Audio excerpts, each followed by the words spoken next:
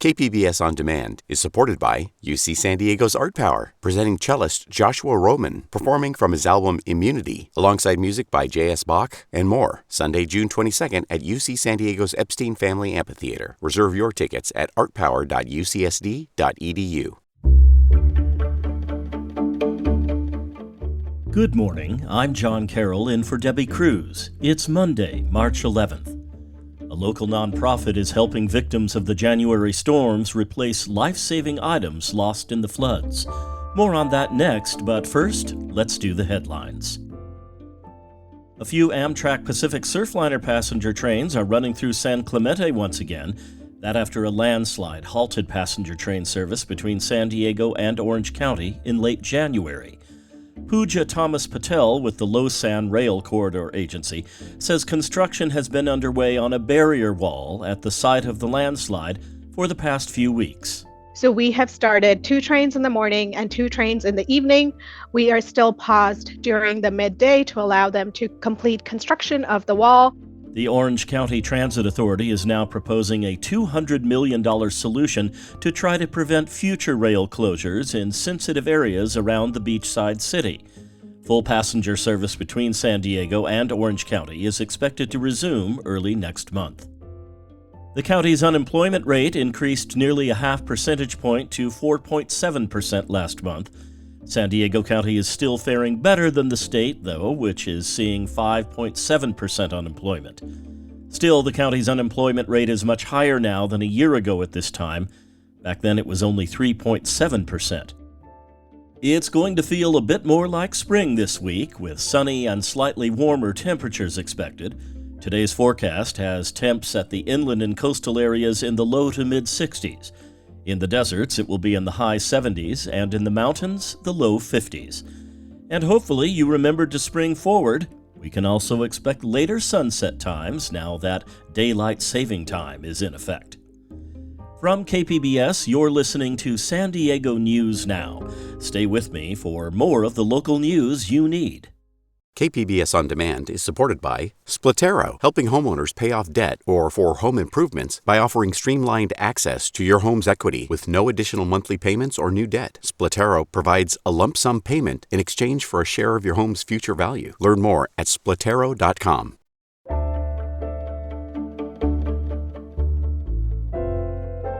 Many victims of the January flooding lost their homes and possessions, including medical items that keep them alive and healthy. Reporter Melissa May tells us about a local nonprofit helping victims replace those life-saving items. When the floods hit in January, Mountain View resident Robert Banks lost his home. But that wasn't all he lost. I was a whole month without my CPAP machine. You can die in your sleep without a CPAP machine. He now has a new machine thanks to a mobile clinic that runs well-being events in his community. I lost my CPAP machine, they got me one. I lost my blood pressure monitor, they got me one. They are JIRA providers. JIRA stands for Joint Initiatives for Racial Equity in Health. JIRA will be holding well-being events in the Mountain View neighborhood through the end of March, and then plans to reassess their efforts and help another neighborhood affected by the floods. Melissa May, KPBS News.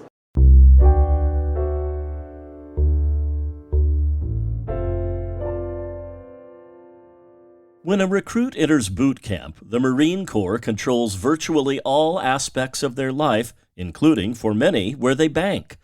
A KPBS investigation found the Marine Corps systematically enrolls thousands of new recruits each year into Oceanside-based Frontwave Credit Union. Investigative reporter Scott Rodd reports the credit union reaps millions when young Marines run out of money. I'm hanging out at Dorothy's military shop in downtown Oceanside, and the place is bustling.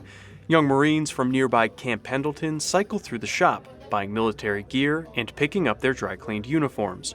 Among them is 22-year-old Jesse Leonard. I've been in the Marine Corps for 4 years. Leonard is a regular at Dorothy's. In fact, he bought a new pair of pants here just the other day.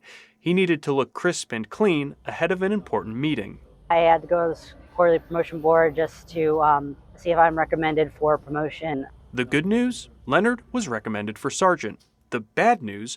the pants cost him way more than expected. The purchase overdrew his Frontwave Credit Union checking account, resulting in a $20 overdraft fee.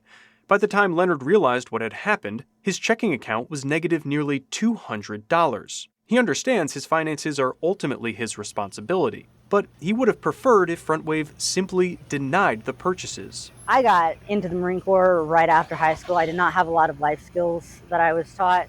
I'm trying to be better financially. If I would have known that I was overdrafting my account, I would have switched over to my other card that had the money in it, For Frontwave, these fees are built into their business. The credit union has more than 120,000 members, and the majority are Marines and their family members. A KPBS investigation found Frontwave has an exclusive agreement with the Marine Corps that funnels recruits into the credit union when they go through boot camp in San Diego. Frontwave then handles their direct deposits during training. And when a young Marine runs out of money, Frontwave profits. The credit union collected nearly $8 million in overdraft fees in 2022, according to the most recent data gathered by the state. That represented 12% of the company's overall revenue that year, which is significantly higher compared to other credit unions in California. Now, Frontwave defends its overdraft policy. Meanwhile, the Marine Corps declined multiple interview requests, but in an email, a spokesperson said recruits can use an existing bank account when they enter boot camp. But that's not what we heard from the Marines we talked to. They kind of sit you in a room and they make you fill out all this paperwork and they don't really tell you what it's for. Andrew, another Marine I met outside of Dorothy's military shop, asked that KPBS only use his first name. He says he wasn't able to use his existing bank account. After a week or so, you get your Frontwave card and they're like, this is the account you're going to use. They kind of force you into that account.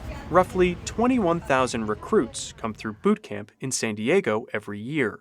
The Marine Corps couldn't provide data on exactly how many are enrolled in Frontwave. But KPBS spoke to 3 former Frontwave employees who said the systematic sign-up of Marine recruits was essential for the credit union. Without the recruits coming in, I don't know how well the credit union could survive. This former Frontwave employee agreed to sit down with KPBS, but requested we conceal her identity due to fear of professional consequences for speaking out. So a lot of times the younger Marines would spend money and not realize how many fees they could rack up. They'd be $300 or $400 in the hole. We needed the money that was brought in by their overdraft fees. Our investigation found Frontwave has collected more than $33 million in overdraft fees since 2017. The former employee said she started working at Frontwave because she wanted to help members of the Marines. But over time, she saw the credit union stray from that mission. I don't think they're doing a great service for the military anymore. Frontwave CEO Bill Burney acknowledges that overdraft fees are an important source of income to the company. But he bristles at any suggestion that Frontwave is taking advantage of Marines. I'm a retired Marine Sergeant Major. I love Marines. There's no way that we would ever get involved in being predatory when it comes to those people that dedicate their lives to serving our country. Burney notes that the Marines enrolled in Frontwave are typically younger and lower income. However, he says the credit union provides them financial counseling during their training. Moreover, he argues the company's overdraft program is a benefit. It allows them to buy essentials if they run out of money before their next payday. We call it a service. We don't call it a fee. It's not a junk fee. Many people actually, are using this as a bridge. Yet, some experts who study personal finance in the military say Frontwave's overdraft practices may fit a troubling historical pattern. Military service members have long been targeted by payday lenders and unfair banking practices. A lot of these folks are young. This may be their first checking account. They may not really understand how these things work. Susan Weinstock is the CEO of the Consumer Federation of America. She previously studied the negative impacts of overdraft fees on members of the military and found the penalties weigh heavily on the most vulnerable soldiers. We want to see service members treated well. The idea that we would take advantage of them is just painful. Scott Rodd, KPBS News. The last payments went out in a guaranteed income pilot program run by Jewish Family Service called San Diego for Every Child. Reporter Katie Hyson spoke with a recipient whose story is similar to others unfolding across the country. $500 cash every month for 2 years to 150 randomly selected low-income applicants from 4 neighborhoods: National City, Paradise Hills, San Isidro, and Encanto.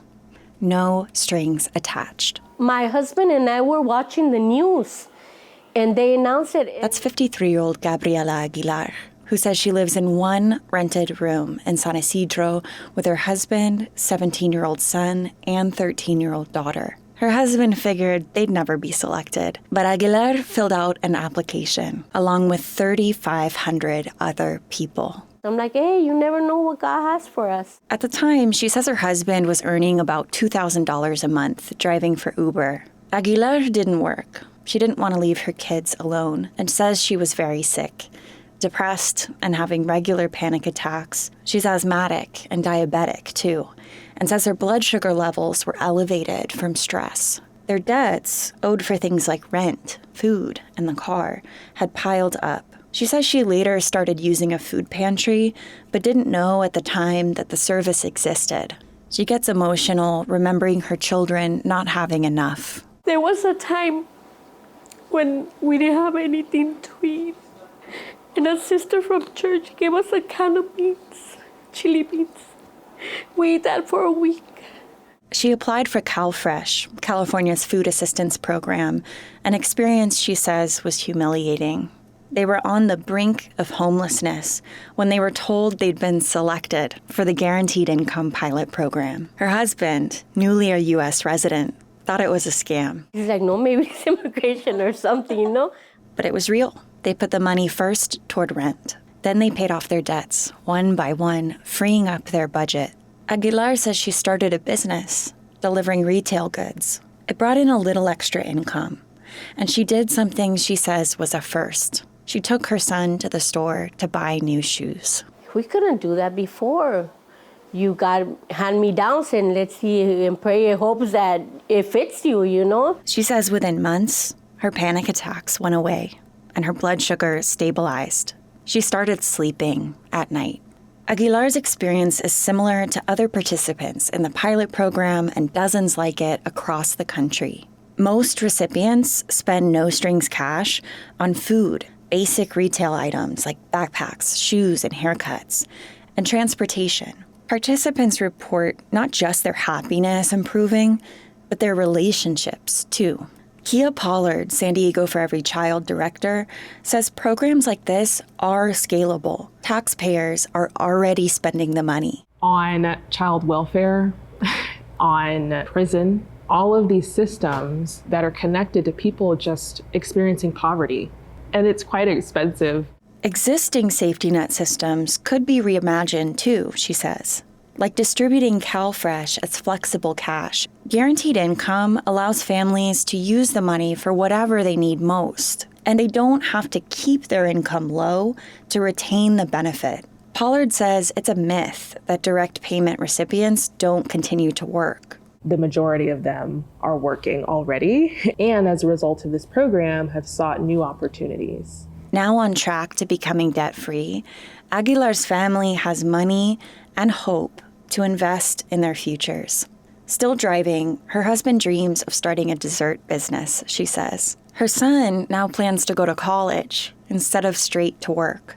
That got her daughter thinking about college for the first time, too, and herself. I'm like, you know what? Samuel goes to college. I go to college, too. He's like, yeah, Mom, we're going to both go to college. Like, yeah, we're going to. Pollard's team is promoting the results of the pilot program with the hope of creating support for more like it. Katie Hyson, KPBS News.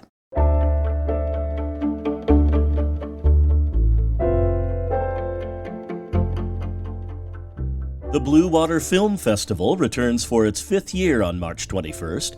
The 4-day event encourages attendees to think about how climate change affects our planet. Film critic reporter Beth Accomando has this preview. Blue Water Film Festival will showcase the documentary Canary about Lonnie Thompson, a scientist who's been studying glaciers for half a century. These glaciers are our canary in a coal mine, our early warning system for the planet, and they're telling us there's serious danger here. Thompson is also a canary because he was one of the first people to witness the changing glaciers. Filmmaker Alex Rivest found the science and Thompson fascinating. If you drill into the top of a glacier straight down and get a cylinder of ice, you are basically looking back in time. Lonnie has ice from Tibet, which may go back as far as 1 to 1.5 million years, which contains an entire history of what the atmosphere was like in that part of the planet. You know, a lot of us talk about climate change and what it's going to do to our future. And one of the things you realize is with the melting glaciers, these records of our past are also disappearing. Canary is just one of dozens of environmentally conscious features and shorts screening at Blue Water Film Festival March 21st through the 24th at multiple venues. Beth Accomando, KPBS News. That's it for the podcast today. As always, you can find more San Diego news online at kpbs.org. Join us again tomorrow for the day's top stories. I'm John Carroll. Thanks for listening, and have a great Monday.